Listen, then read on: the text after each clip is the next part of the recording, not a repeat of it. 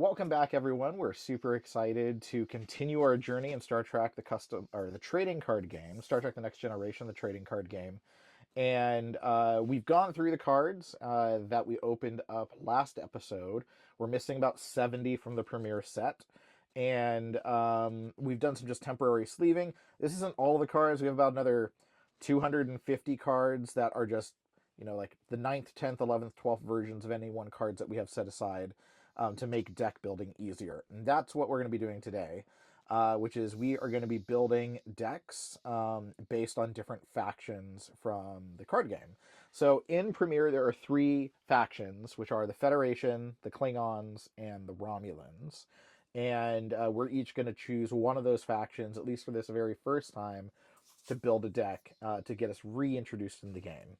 Now, like Magic the Gathering, at the same point in the mid-90s, decks are 60 cards, but the difference is in Star Trek, some of your deck is your draw deck, some of your deck is your seed deck. Long story short is in addition to the cards that you're playing every turn, there's going to be a series of missions on the table that you're trying to complete. And in this game, the first to 100 points wins. And the main way, not the only way, but the main way to get points are to complete mission cards. So we are going to first talk about what faction are you wanting to build for your very first deck? Probably Romulan. Okay, all right, that's easy. All right, so we will. Because I figured you're going to take Federation. Well, I mean, I think one of us should take the Federation. So that's really easy. So since my dad's going to take the Romulans, I will take the Federation. There are cards that allow you to mix factions. We're not going to use those this time. That'll be more advanced. So with that, we are going to remove the Klingons out of our pile here. So if you just want to move those over to the side somewhere. Perfect. We'll put the Klingon sleeves next to it so that way none of the cards fall off the edge of the table there. Oh, sorry. Actually, you Slippy need. slidey. Sorry, you need those. The green. Yeah, I thought I was supposed to re-sleeve in green. You're right. Yeah. So the green ones are the Romulans. Those are that. Why do you think I chose green? Because green's your favorite color. Thank you. Okay. So we'll have a different episode that actually goes through the guide of how to play, but the first thing it says here is you should choose your mission cards first. These cards are going to tell you what skills you need among your personnel to accomplish these missions, and thus what personnel cards will be useful in your deck. Also, missions help you decide how many affiliations you want to control. At a minimum, you should have one outpost card, at least one ship card, and several personnel cards for each affiliation. So with that, I will take this giant Federation stack. What are we doing with the neutrals? So neutrals are ones, if we need them, we can use them. Right. So we can just keep them sort of to the side right now. Yeah. So, and one of the things is when you're looking for your mission cards is you also, because you're going to have a mission card and you're going to have ships, it's going to start telling you what you want to look for in your characters. Because even though you might have a really cool character, if he has astrophysics and physics, but that never gets your game along, it might be cool to have them, but it's not something you want. You want things that make your vessels go and make them run. Yeah. So why don't we just move the non-aligned cards up to sort of like your upper left? What did I call them? Neutral? They might be neutral. I think they're non-aligned as their official alliance. That sounds more right.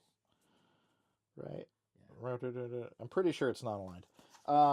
Okay, so we're going to look... So here, let me start giving you Federation stuff. Yeah. So these are extra outposts if I need them. These are extra Klingon outposts you can put over there. These are extra Romulan outposts that we'll put over here. So let's take a look at the missions. And so what I'm going to do really quickly is I'm going to pull out any mission that we can't do that was just purely right on Klingons, the top. Right? Right on top. Yeah, so anything that is purely Klingon, I will pull out. Obviously, if I see things that are purely Romulan, I'll put it in front of you. And the factions are down here on the bottom of the card. Like this one's pretty easy. It's red for Klingon.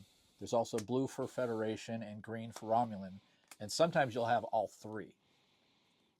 Yeah, or even more later on as more factions come into play. Where's your we just put the Discord right here for right now.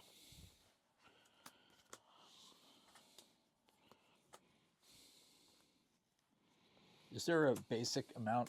I think what you should have at least 6 missions in your deck. Yeah, we have to pick each a minimum of 6 missions, and again, the goal is 100 points. Now, I know from what I understand, the continuation committee, so the group online that has kept this game alive since it stopped, they have their own online sets.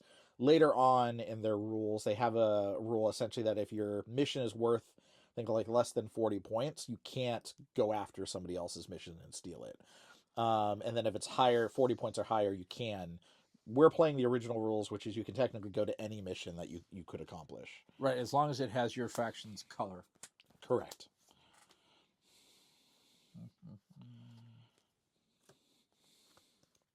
By the way, thank you for going through the cards, Matthew, and putting sleeves on them. Yeah, I mean, this also just makes it a little bit easier for us just to quickly go through and figure out. So let's put these over with the Klingons. Those are Klingon-only missions. So the missions that I have here in front of my dad, these are all ones that the Romulans can do. Over here in my corner, these are only missions that the Federation can do. And I'm just going to put these up here in the top middle. These are missions either of us can do. So those are either Federation Romulan or Federation Romulan Klingon missions. Right. So now what we need to both look at is we need to look at the missions we want to do first. And I think that's sort of where we'll start this. And again, like you said, 6 missions. Right. Yeah. Missions are also considered unique, so you'll never duplicate the same mission. Right. So I think there's some in here that. So yeah, so if you have a duplicate, you can immediately just sort of like take the duplicates out, just to make your stack a little bit smaller. Yeah, that's what I'm doing here. And then I guess I can do that also here. We only have 2 of them, so I'm going to give you that one. Well, give you that one. Okay, I'm gonna just make a little pile of your extras because I'm making like my pile. See? Well, no, these are for you that I'm handing you. Oh, well, I didn't know that. Yeah, so these are because we had 2 of each of them for these ones that any of us can do. So those automatic. So there's only technically, if we needed to fight over them, there's only 3 of them that we'd be fighting over them. So there's only 3 that are unique. Wow. Well, I'm just still trying to figure out this. It's just like in drafting any game. My son is always much faster than me. He usually comes to help me. Yeah. So I do appreciate it. So what? Okay. So it's so as you can see, like 2 different strategies, right? So my dad is putting all of them out, so he can sort of holistically look at all of them. Right, and at the same time, get all the duplicates out of the way, like that. So I have, without looking at the ones we can all do, there's 4, 7, 9, 11 that I have here that you cannot do.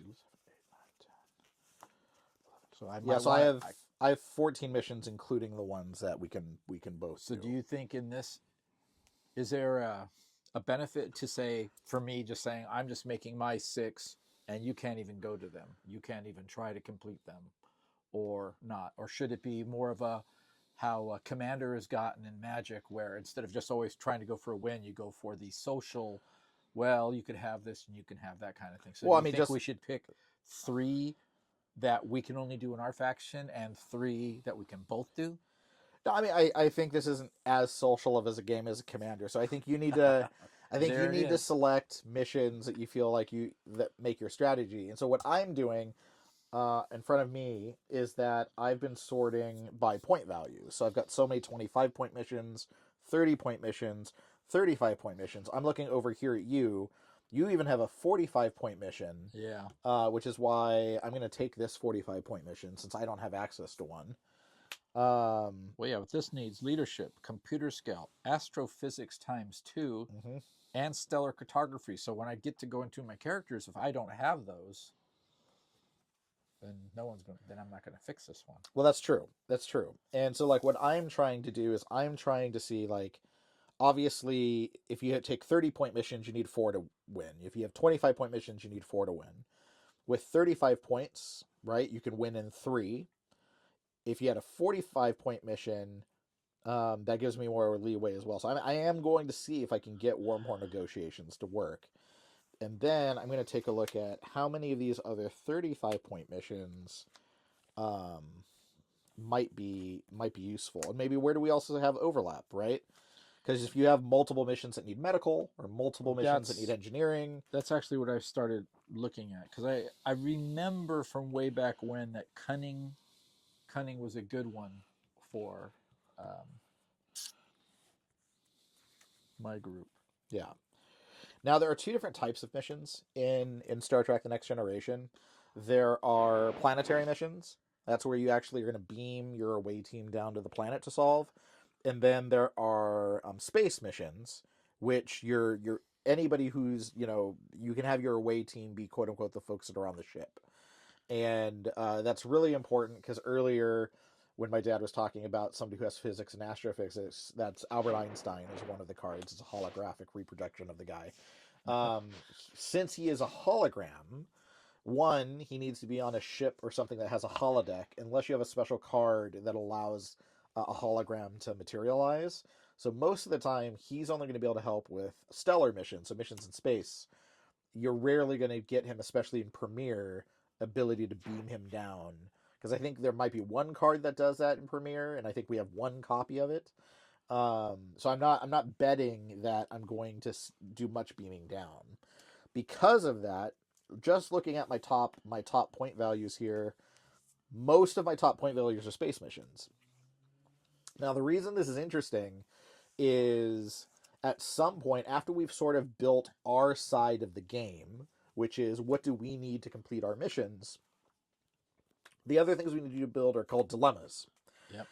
Dilemmas are the obstacles you're putting in front of your opponent um, to stop them right from what they're doing. Now, normally in a tournament, you might not know what missions the other person's going to have, and the reason that's important is just like there are planetary and space missions, there are planetary, space, or both dilemmas. So if, as far as I know, and I'll double check the rules, but like if you came to a tournament with 6 planets and I had dilemmas that were for space missions, I think they don't do anything. I can't Right. seed them underneath your things. So I think here, to make this more interactive for you folks at home, we are going to tell each other what our 6 mission types are, so that way we can seed the appropriate amount of dilemmas. Ah, jeez. Are those your 6? You've already got them? Yeah, I put them out there so you can only see the bottoms. Okay. Well, I have. No, actually, I don't, I did that so I would know like what things. What is this? Probably missions I'm not doing. Okay, so I actually think I have.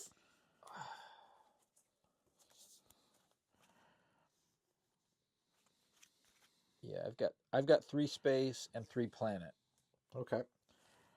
and mainly for myself, I tried to keep some kind of commonality. Haven't played Romulans for quite a few times, but I remember they had a lot of strength, um, astrophysics, and cunning and treachery.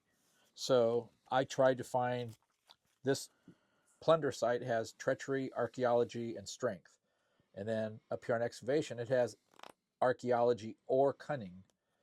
This study plasma streamer has astrophysics and youth. Uh, Explore Typhon Expanse has astrophysics plus stellar cartography or cunning greater than 50. And this one's leadership, computer skill, astrophysics 2, and stellar cartography. And this is treachery 3 and strength.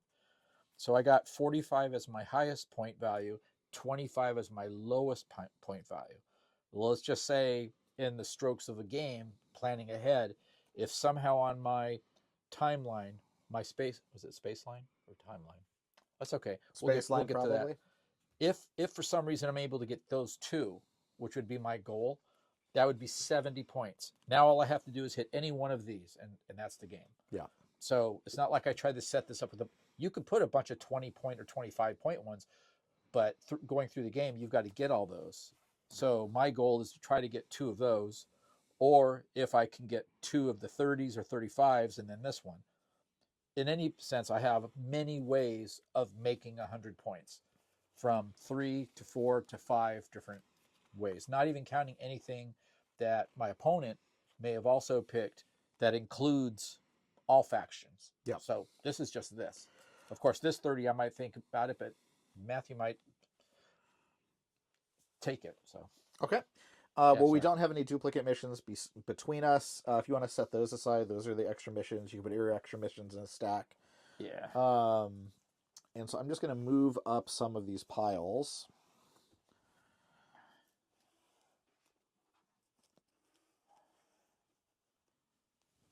Right, so we're just going to move up some piles here, just so we both have some room.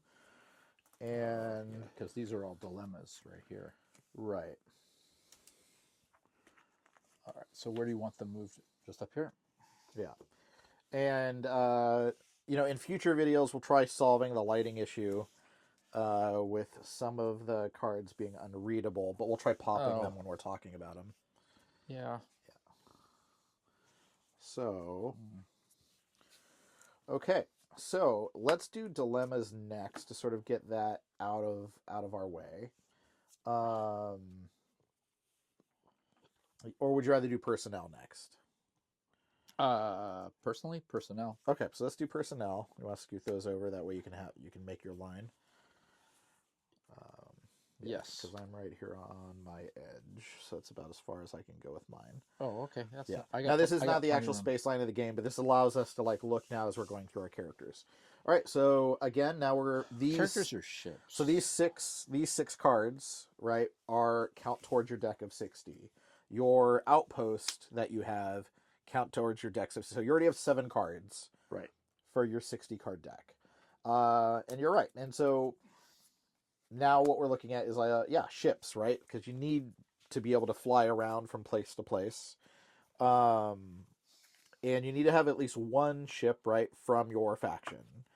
And when you're looking at ships can have either no command icons or 2 other command icons. One that looks like a floret, one looks sort of like a ninja star. right. Let me see if those. I'm sure those actually have titles of what those things are. I remember one, I think, was like a captain thing, and the other ones were officers.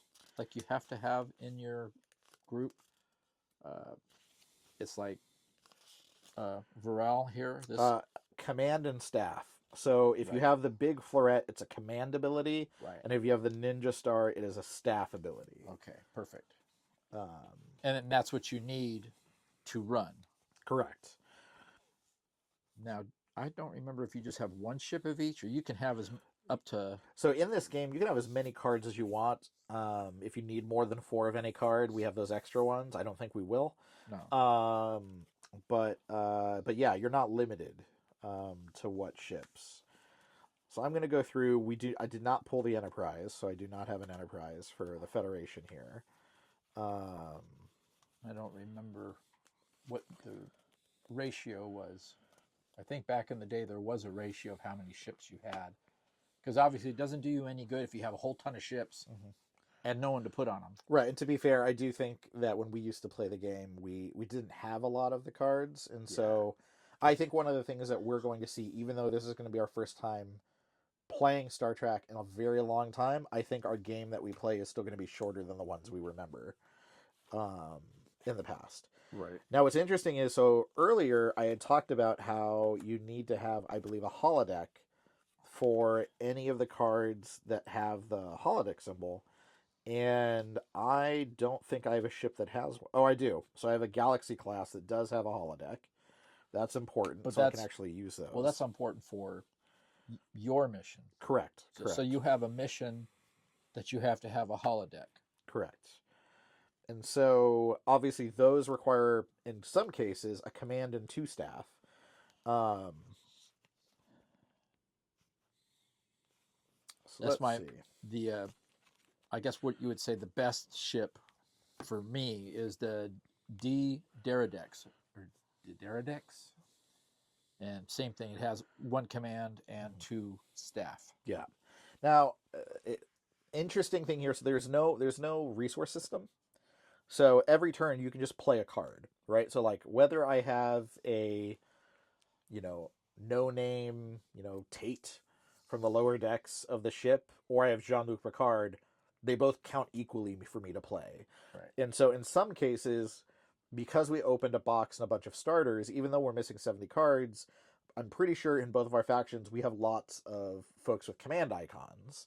And so to me, like, it doesn't make sense for me, at least at this point, to have some of the ships that are lower command icons but don't give me the things that I need. And so I'm probably going to stick just to these Galaxy class ships. How many ships, Matt, are you putting in your 60 card deck? Um, I think I am going to, let's see here, right? So if at a minimum, I remember we always tried having 2 dilemmas per mission, right? So that's 12 cards. Okay. Plus 6 for the missions, it's 18 cards. Plus the Don't we have interrupts? outpost, right, is 19 cards. So let's just say there's Right. 20 seed cards, because we also have to do artifacts. That gives you really a 40 card deck, right? Okay. So with a 40 card deck, I probably want at least 4 ships, right? 10% of the deck, because I'm going to need one of them eventually to go from place to place, and I'm going to want multiples just in case a ship is destroyed. In this game, we're not going to be, I don't think, I mean, you could be. I am not going to be trying to like blow the other person's ship apart. But we might have dilemmas that do that. So yeah, so I wouldn't be Romulan if I wasn't trying to blow up the Federation ships. Yeah, and I think the other thing, remember, you have to keep in mind is your range, right? So when you look at your missions, there's some ships, although all of yours have a long range, not all of mine do. Right. See, so I only had with all of the Romulan stuff. And naturally, I think it's true. Like from the box, there was a lot more Federation stuff than there was of Cleon or of Romulan or of the non-aligned. Yeah. So I had a total of 3 different ships and multiples of them. So the way I'm playing it is I'm playing 2 of each of my ships for a total of 6. Just because they're not unique, I can play multiples of them if I'm lucky enough or need to, but I want to be able to always have like one in my hand or one nearby. I don't plan on like spreading myself all the way out and having 3 different ships or 4 ships at one time. Well, I think the other thing that it's going to be interesting to see too is that 4 of your 6 ships don't require staffing, which means as soon as you have a personnel, you can put them on and start flying around and doing things. Right. Where I'm going the opposite side, where each of my ships requires 3 staffing icons to function. You ever heard of sitting duck? So while he's trying to staff his things, my guys can go with just one person on there. You know what? And I can start blowing them away with my okay, well, I'm going to take my dad's weapons. My dad's thought here. So I'm going to add 2 runabouts, which don't require staffing, just so I have 2 other ships that can move around. Yeah. So I'm just going to put these up here. Because if I remember, I'm trying to remember from the days we used to play, is you almost like want, in my mind, is a mosquito, something that's just going around. If somebody looks like they're like really getting good at a mission, well, if you go there and you're doing dilemmas, interrupts, and different things, it's postponing them finishing it, or something bad might happen if they ignore the other ship and try to continue their quest to finish. Yeah. Yep. Okay. So 6 so far here. Well, Correct. 6 added to the outpost and the 6. So that's 12 cards total so far. Yeah. And remember, personnel cards only can report, at least at this point, to outposts. And so you can have multiple outposts if you want in a game. Again, we're not trying to destroy each other's outposts. At least I'm not going to try destroying his outposts. You could put other ones in the deck if you want to build them. The reality is both of us have very long-range ships. I don't know if you're putting any more outposts in yours. I am not going to put any more outposts in mine. Is the outpost on the line? So when we eventually do our space line, they're going to be opposite ends, aren't they? Well, no. So like it'll be like I put a mission, you put a mission, I put a mission. Right, but where do our outposts go? You then seed them underneath one of your missions. Oh, yeah. Now, when you complete that mission, do you have to move your outpost, or is it always there? No, the outpost stays where it is. You can only play other outposts if you have them in your deck and build them at another location. Oh, okay. So this time we're just having one. Right. And I forgot, although it doesn't say this, I am pretty sure in the errata the original 3 outposts all are planetary outposts. Which means they have to be put on one of your planets. They cannot be put in a space mission, because later on they end up creating space outposts, and they're a different. Okay. They're a different thing. All right, so I think now we're in personnel. So let's take a. We're gonna look at each other's personnel. What do I have? A green. Oh, that was from Sayla because you're probably gonna want to play her because she's one of the main Oh yeah, Romulans. Okay. So again, reading the rules explains the game, and it had been a long time since I had done this. And one of the things I did not realize, it is non-aligned, by the way, is gold, is for personnel, there are 7 classes in this game. There's officer, engineer, medical, science, security, VIP, and civilian. And if somebody is an engineer class and also says engineer in their trait box, it is considered double engineer. Oh, Or even if it doesn't say engineer in the trait box but says engineer in their class, that counts as an one. engineer when Right. you're looking at your cards. Okay. So what I'm going to do first is I'm going to look at like what can I do to solve wormhole negotiations, which is my hardest mission, and then I'm going to work my way backwards. So I am looking in my side. I'm going to be looking for diplomacy, honor, and treachery. So those are the things that we're going to be starting to look for. Okay, I'm doing the same thing basically for investigate shattered space. So let's see.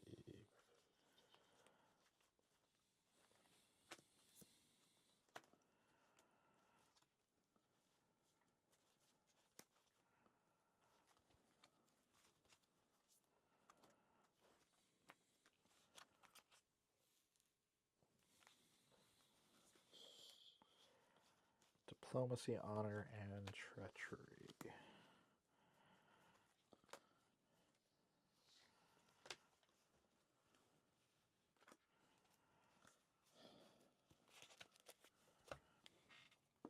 And in this game, there's lots of different traits that individuals can have. Because one of the things we have to talk about, I mean, we'll do it eventually, is once you figure out that you've got your personnel you need for your missions, you have to think about like all those traits or things that could be pulled up from dilemmas. Let's see here. We got diplomacy, honor, treachery. And you get to do one card per turn or One one one. movement or something? So there's one card per turn, but then you execute orders, which is everything else.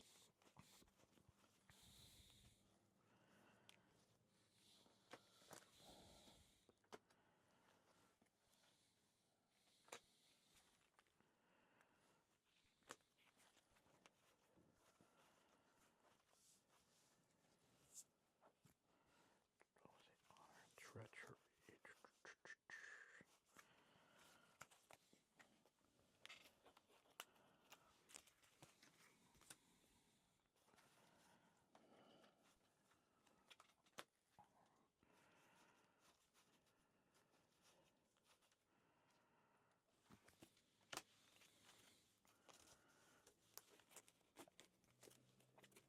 Okay, so as an example for me, Wow. going through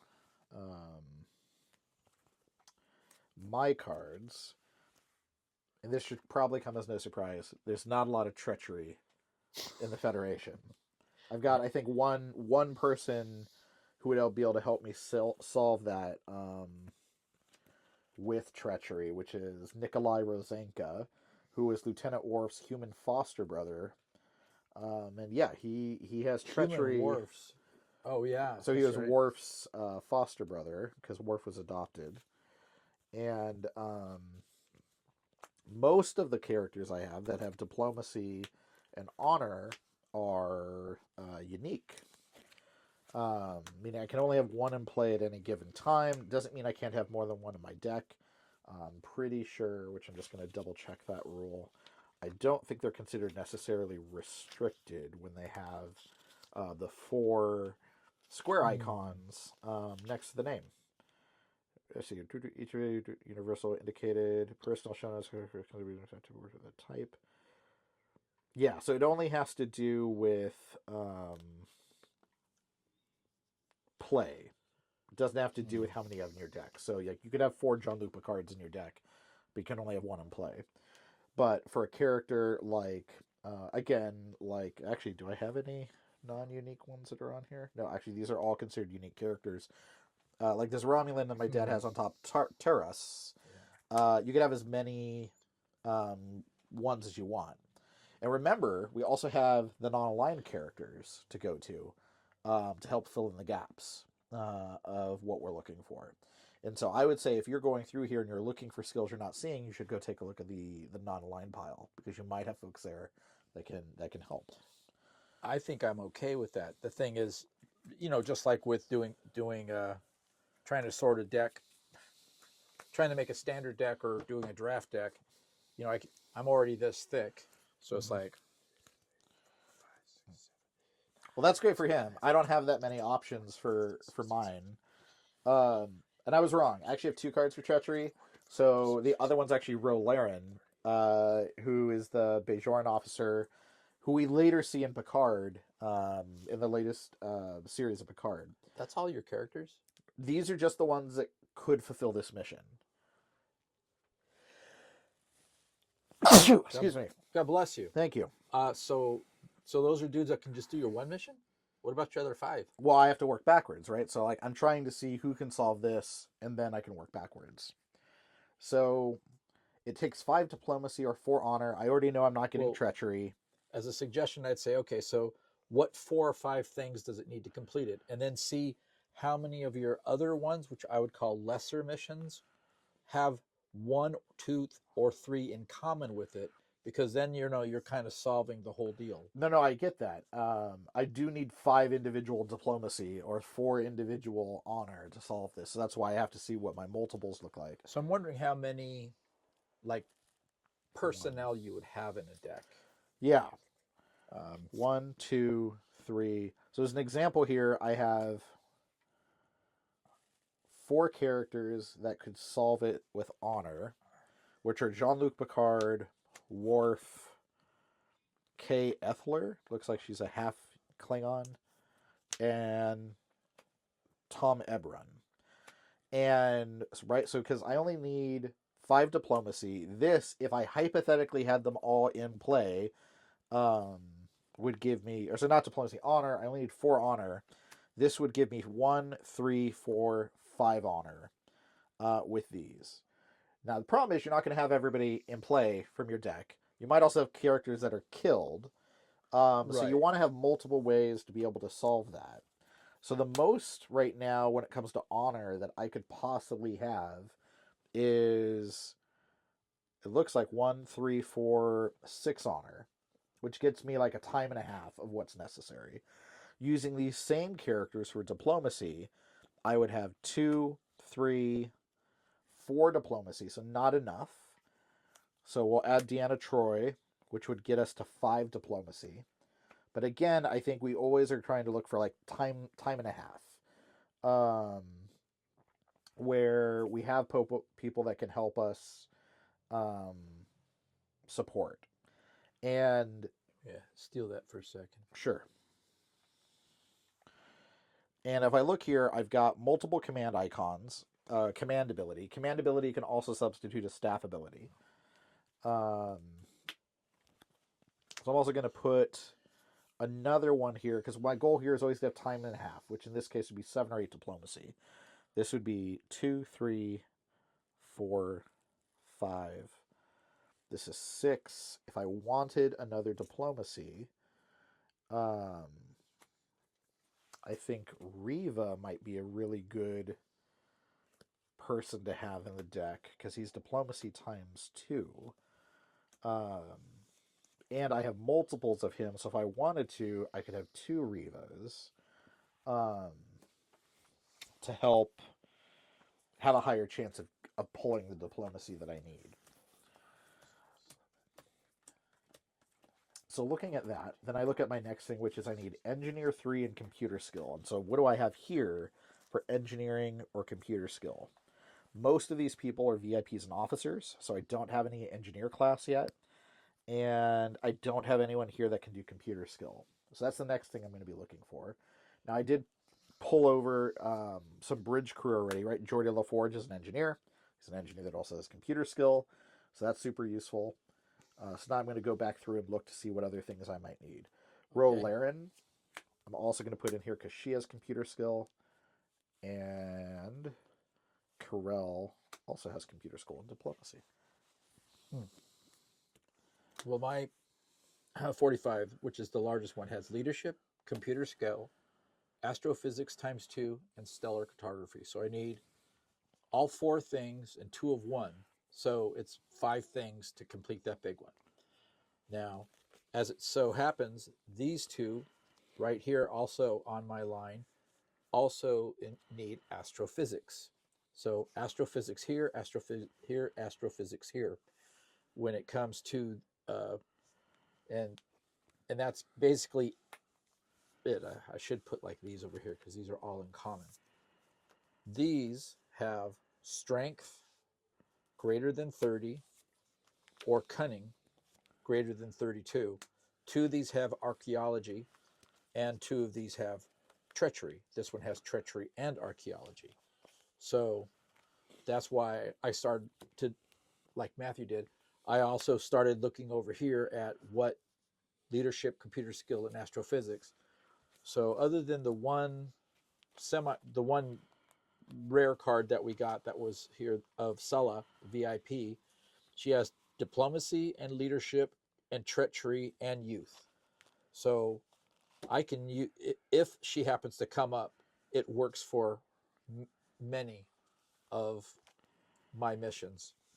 So then as I look through the rest of the cards, I decided to put 2 of each in the cards. I may thin down the deck more, but I got Towel, who has treachery and archaeology, and also Sulla has the command symbol. So for my biggest ship over here, I can use that. I can also use, what did we call that? That was the Staff ability. staff ability. And then I got Galathon, who has archaeology and treachery. Greed really doesn't come into any of my stuff, but he's got archaeology and treachery. Also, I should have shown here cunning 7, strength 8, cunning 9, cunning 8. So the cunning and strength, I'm also looking. I'm not looking for anyone who's really weak in strength or weak in cunning, just so whatever I have can add up really quick, because some of these are 30 and 32 for cunning and strength. This one is a cunning of 50, but I'm not too worried about it. It just means a lot of my guys there, guys and gals. I was going to say, Jordy's pulling some heavy lifting. Actually, believe it or not, in all this entire stack of cards, like there are very few like engineers outside of Jordy. Most of them are very much like support staff. I might take a look at that non-aligned pile over there to see if there's anybody in engineering here that might be helpful. I mean, do you need an engineer? Well, I need engineering 3, which means I want to try to at least have 5 engineering. Right, that's a tough one.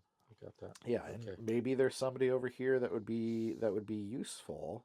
Right, so I got Varel. It's got not so much any physics up here on this time, but it's got computer skill and youth, which are both useful. Tomek has astrophysics. Bachra has youth. Now, Terrace has stellar cartography. So that's important here if I can't get cunning 50. Talus is leadership, and Tybok, he's treachery and computer skill. Nivek is honor, biology, and computer skill, really only using him for the computer skill. And Myrock is an engineer, astrophysics, and physics. So I think I counted 21.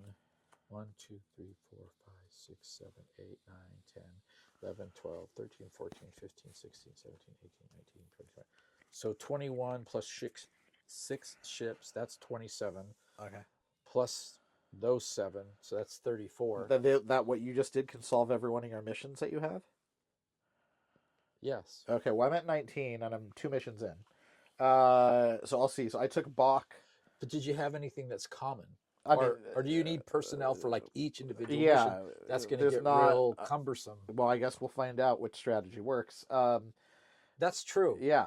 So this I know is fine. So now what I'm looking here is astrophysics or physics to see what that looks like across my folks Did you here. get any non-aligned? I took Bach and I took a Narek. Astrophysics. What am I looking for? Astrophysics or physics? Do I have any astrophysics? No. Physics. I've got one. One physics. And then I also need navigation, There are some non-aligned which I that also have. I've got two could. navigation, three navigation. So looks like Einstein's coming in, and I think I have a Sir Isaac Newton. I know you have at least one Sir Isaac Newton. Yep. So the question is, do I need them both? Let's see, is actually just Albert Einstein a better Sir Isaac Newton? Albert has physics 2 and astrophysics. Isaac only has physics, so it looks like we're going to put two Einsteins in. That clearly helps us get our physics, and then we need cunning greater than 40. I'm not worried about that part of it. But the navigation, I have 2, 3. Okay, so I'm good with navigation. Okay, so that takes us from here to here. We already know we have engineering 3. We already know we have physics, and we already have computer skills. So this is what you're talking about. So based on these 3, I know I can already solve that one. Right. So then here we're looking for Geordie LaForge, which we have, plus medical 2. So we're going to bring in Beverly Crusher. I just added 8 non-aligned, 2 each of 4 different non-aligned here that I will go over so everyone can see. I picked out Dr. Rega because he has stellar cartography and astrophysics, which helps on my timeline. Baron, that has archaeology and computer skill, both I can use, and he's got a cunning of 8, which is pretty good. And a name that I'm familiar with is Shara Yar, who has treachery and youth and good cunning, and Joe Brill, which has treachery, astrophysics, and physics. But all of those work, and they all seem to be quite treacherous and will help. Yep. And so I hope. I'm now just looking to see if That's there's the hope. anybody else medical that I want here. I know we've got some assistant folks that are like medical and biology, which could be useful.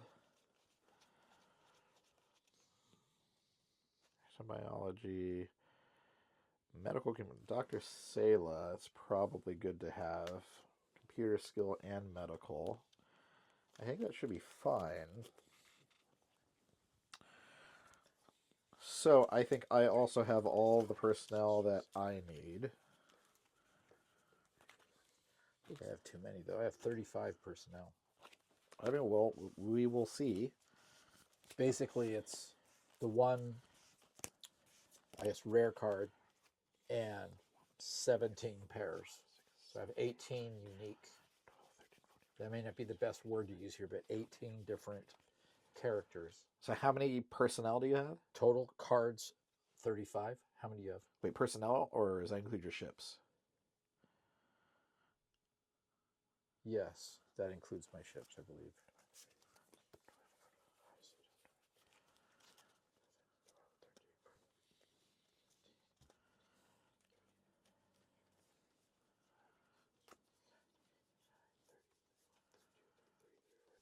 Yep, I have 35. So I'm 6 behind you, so I'm at 29. Well, that just means you can put more other stuff in there. I could probably take some of these out. I'm in the unknown right now as far as should I have one of this or should I have 2 of this? Am I going to need more officers? Yeah. So we've got our rough initial personnel selected. Let's also then do I'm pretty sure these are seeded. Give me 1 second here. What are seeded? Artifacts. I think some of them say something like immediately play on the table, or Yeah, but I think you still don't just get them immediately. So let's see here, seeding the wow, we space have events. We have a lot of artifacts. other stuff. Yeah, so let's look at our artifacts. I know my deck is too fat. I Yeah. already know I'm going to be cutting it down, but that's so far. So Let's go. artifacts are very rare, and I don't even remember us having many of them before because they all have many of them have game breaking things. And so the way that an artifact works is it counts again towards your 60, but you end up seeding it underneath a mission, and you essentially get it after you've completed the mission and all the dilemmas. Is it seated so that you can see the card, or it's when you do something was there something that was almost like a landmine or something that you put underneath here, and if somebody landed on it, something happened, or is that a different game? I mean, there's different things that you can trigger. Like you're gonna know where you put your artifact. And so the question is, do any of us want to use any of the 6 artifacts that are on here? Um, Different ones do different things. Like as an example, this one here just kills everybody. It kills everybody. Yeah, if you so place in hand until played as an event card, kills everyone in an away team without youth or cunning greater than 7. Discard an artifact. So this is one that you earn, and then you can play it like almost like a interrupt. How do you earn it? So you're going to put it underneath one of your missions. Right. Once you clear the dilemmas and then solve the mission, you can then gain your artifact. Oh, Right. And so the question here is there any artifacts that you would want?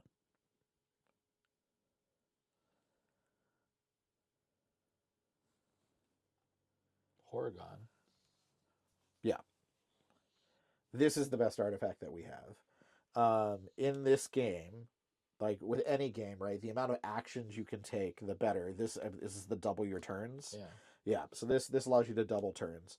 There's also It says not cumulative, but yeah, it means if you had multiple ones, like if you got a second one, it doesn't double your turns. right.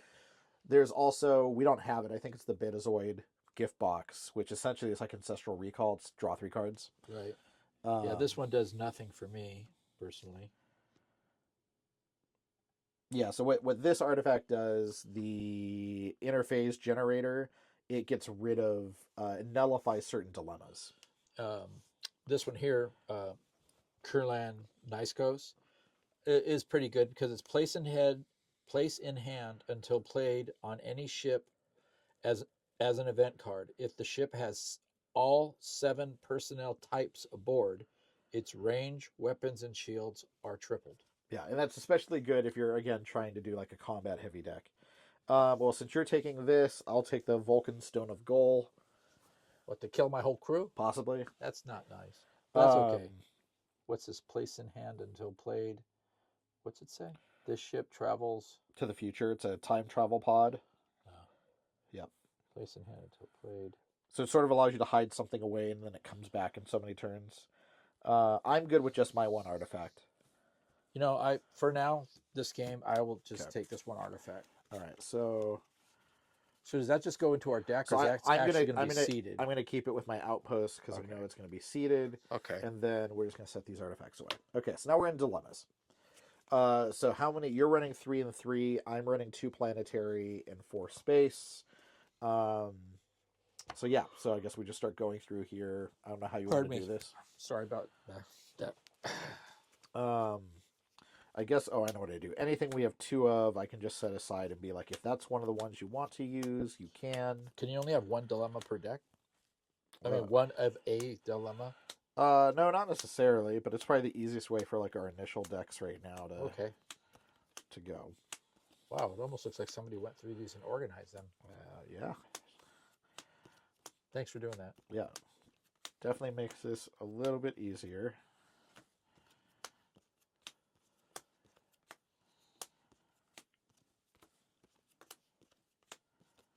And I noticed some of the dilemmas have a number in that. Yeah, so those are points. So you might be giving somebody points if they solve that mission or that dilemma. But mostly the dilemma is something you're looking for to slow down your opponent. Right? Yeah. So if you take that pile, those are all easy to go. And then the ones here in the middle are ones that we only have 1 of that could also be selected. Yeah, so initially, I'm going to pull out every single one of these ones that would give you points because if the goal of the game is to get 100 points, I don't want anything that I do to possibly give you points. So I'm immediately just taking all of those out, even if they're hard, even if they're hard to do, because I don't want to give any free points away. I wonder what that means. Communicate, to communicate and proceed. To communicate. Where on the card? It says here, must have 2 diplomacy and cunning greater than 30 to communicate and proceed. It probably means you can't talk anymore. There were some fun things like that in the game. Okay. Oh, your people can't probably communicate back. Right. You Yeah. can't, You're like away team or whatever. which probably comes in handy depending on things. Okay. Yeah, I'll get that in a minute.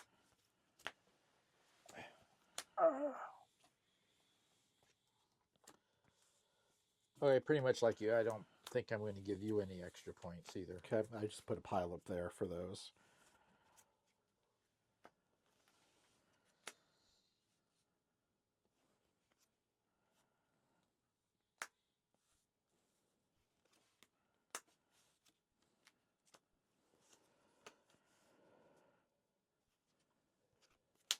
I wonder what the magic number of dilemmas in a. So what I'm thinking is 2 permissions. So we're gonna do 12, both of us. Okay. 2 permission. Yeah.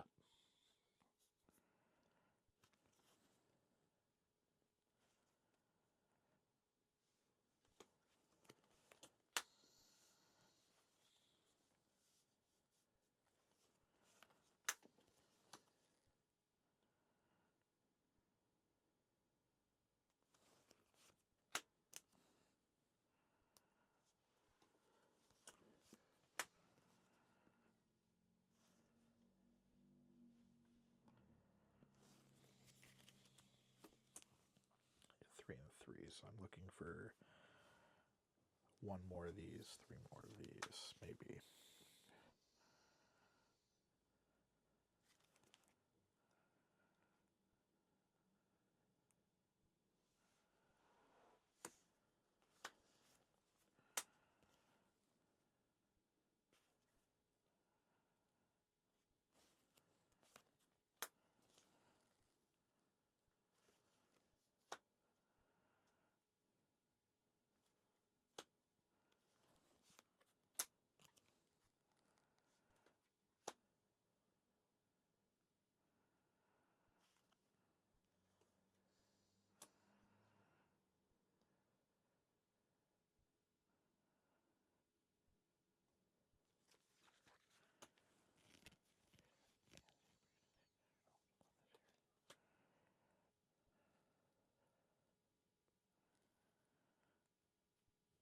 Huh, that's interesting.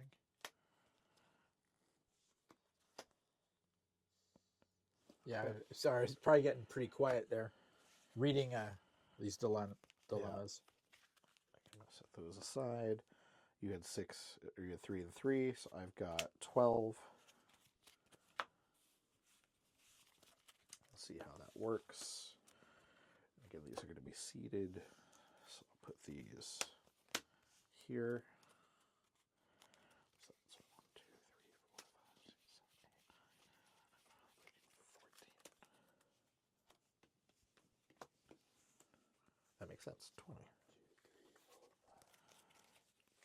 And then you have these to look through. Did you already look through them? I did.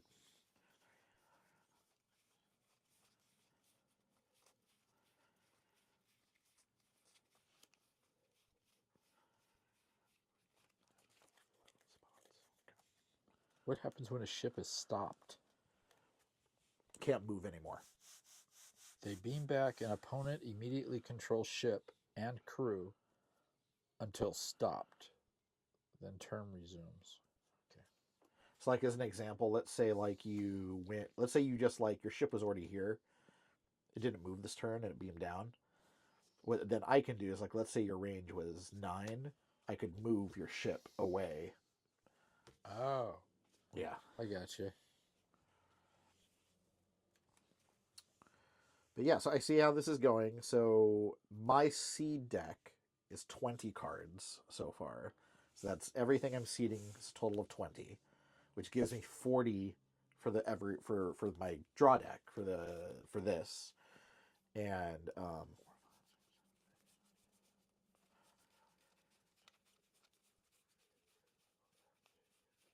20. Basically I have 11 more cards I can put in this deck. To get to 60. And that's between the things we haven't looked at yet, while my dad is still looking at dilemmas, are events, which, if I remember correctly, and again, we'll double check, I think events are like sorceries that can only be played on your turn. Interrupts are just like interrupts your instance of magic that can be played on either turn. And then equipment, which is what it sounds like. Ironically, Magic didn't have equipment, I think, until the 2000s when Mirrodin came out, but equipment was already a thing here in the 90s in the next generation game. Yeah, I remember that. Just had mono artifacts, and then artifacts, and then came equipment. Yeah. Where were you just putting all these? I just put them up there. And then these were the multiple ones. Yeah. Yeah. Okay.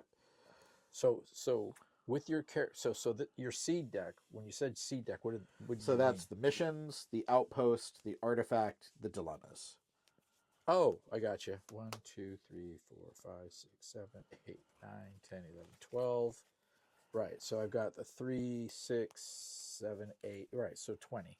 Right, and you made sure that you got an extra set of space missions because I'm 2 and 4, right? What? Remember, so you were 3 and 3. You have 3 planetary, 3 space. I have 2 planetary and 4 space. So you'll need 8 space missions and 4 planetary missions. The ones that you just selected. You mean dilemmas? Yes, that's what I meant. Okay, yeah, because missions I was getting confused. No, I actually have not that. Okay, well, because you're gonna stack. many. So you're gonna stack some of the other ones. Okay. Well, do we seed these ahead of time? Yes. Oh, okay. All right. Well, I didn't have, to be honest, I couldn't find that many really good like space ones. Okay. So it is what it is. All right. So I've got 11 more cards that I need to identify. So let's talk just really. 11 more. I have 11 more spots for my deck, for my draw deck.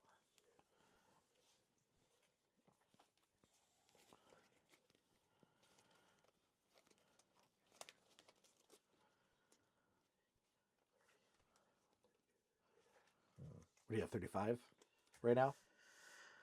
Yeah, sorry. Cool. I was counting out loud. Yeah. So you have 5 more spots. So let's just talk really quickly. These are equipment cards. I just think we're going to need more cards. I'm going to need more cards available with the events and the interrupts. Yeah. So equipment cards, which is this whole stack.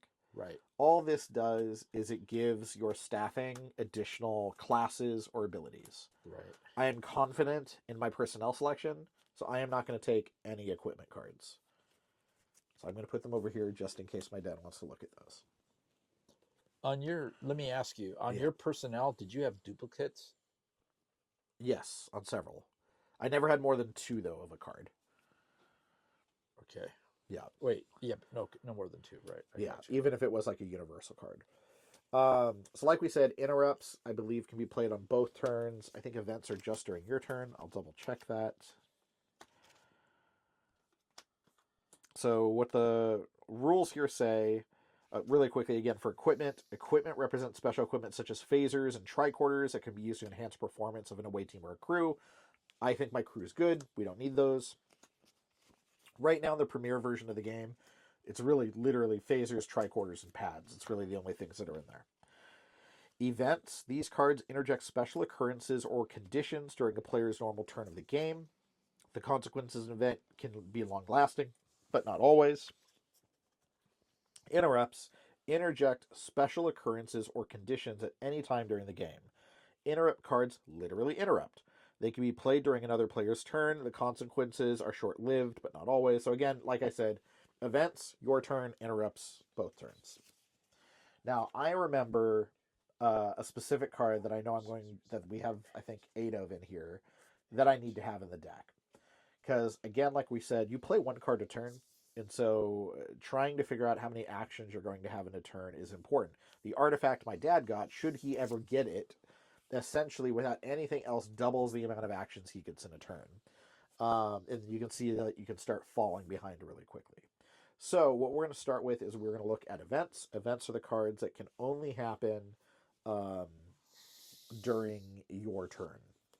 So I'm going to do the same thing I did before, which is if we have multiples, I'm going to split them up evenly, and then folks can then decide what they want to do. Federation use only.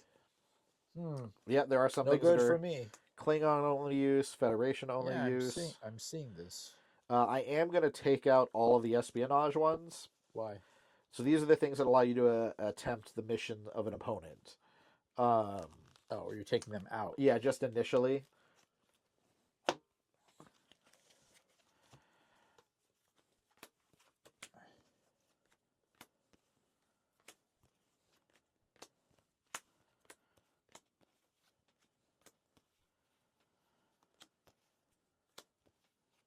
Oh yeah. Yeah, I remember some of these.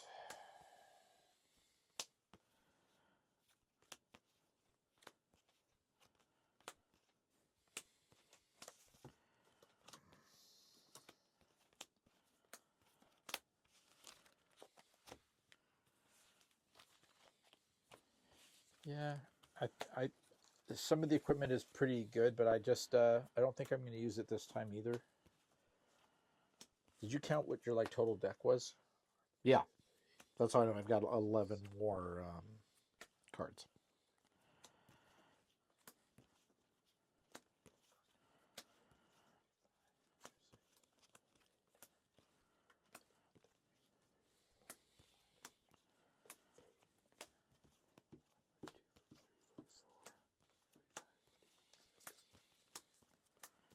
And then I'm going to also take out all of the treaties because we're all playing single alliance decks. Treaties allow you to play more than one affiliation in a deck. All right, so here's. I can honestly say that when we played this, when Matthew was younger and I was younger, I don't think we ever had this much deck building to do. It was like whatever we had got in our packs or in our little starter decks or starter sets, as they were called, and we just played. And that's when you found out when you're playing a game like some of the missions you were never going to go. So this has been nice to have the luxury of actually looking at stuff. Okay, so after events, what's the last thing? Interrupt. After this is a interrupts, correct? So events you can only play on your turn Interrupts for Magic yeah, players, sorcery, and the interrupts are anytime. correct. Right. Okay.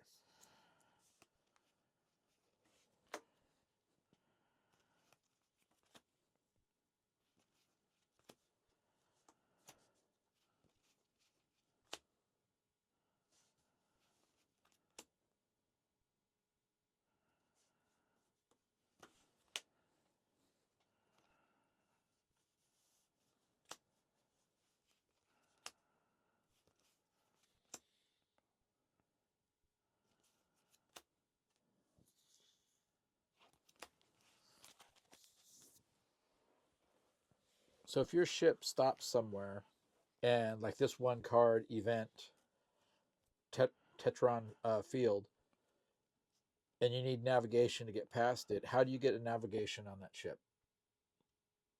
You would have to have another ship come over with navigation. That's what I thought. Yeah, For them to go. You're right. You can't just like say, "Oh, on my next play." Okay. correct.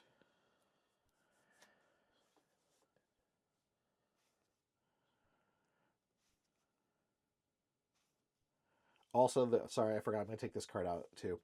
I'll probably put it up on the screen somewhere so folks can see. Raise the stakes. Your opponent must forfeit the game, or agree the eventual winner may randomly select and keep one card from their 60 card deck. So this is the equivalent of ante in Magic from back in the 90s.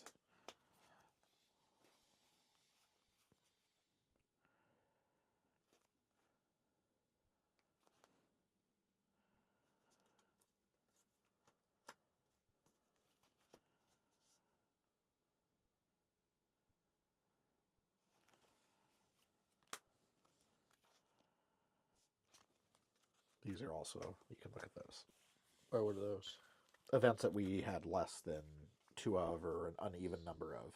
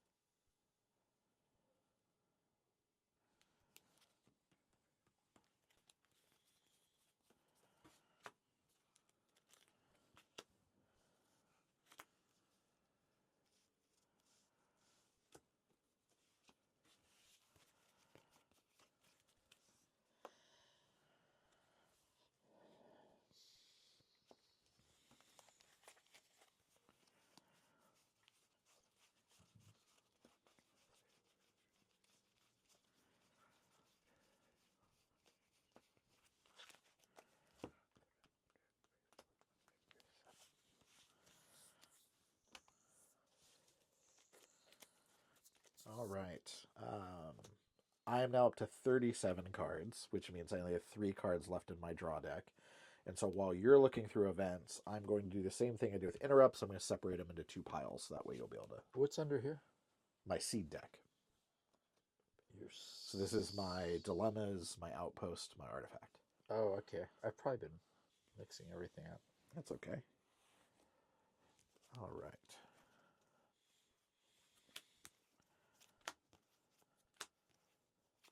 If it says play on table, is that like an enchantment? It's like an enchantment that stays in front of you.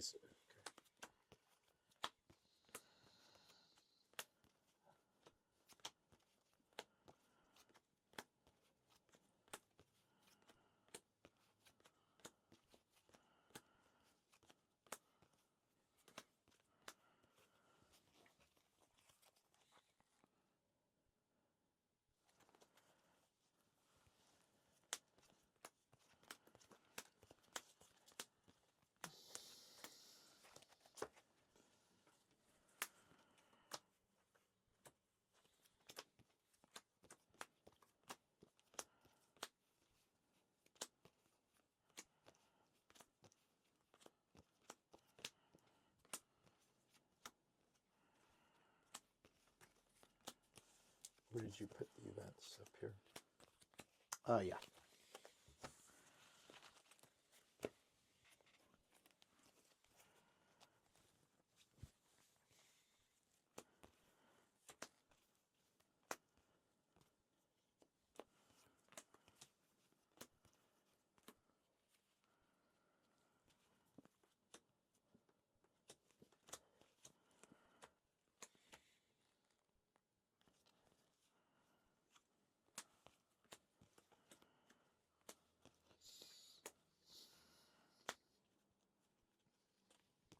Now, I know we don't have it in these cards, but it's possible to get lore, which we did not pull.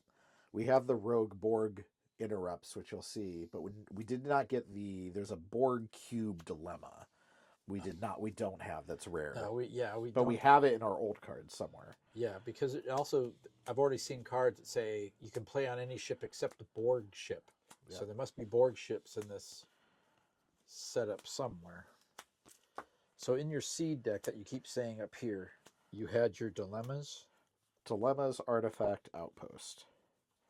Okay, that's where I messed up.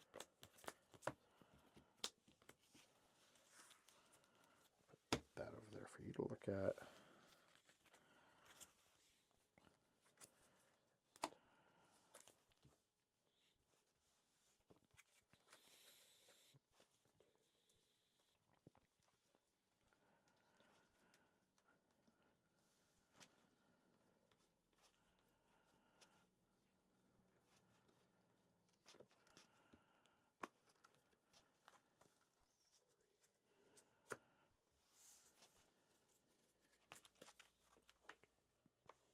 What? Yeah, look at those two. Those were the ones that we either had extras of or...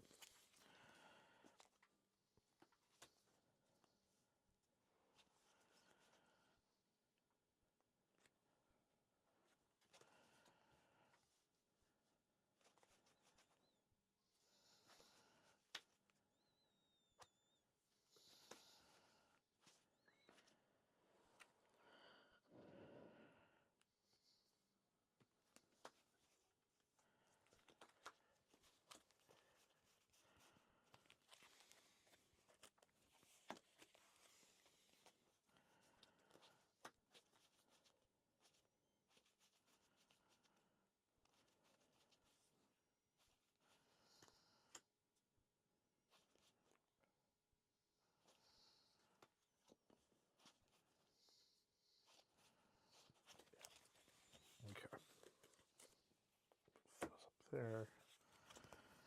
This should be 40. Let's see.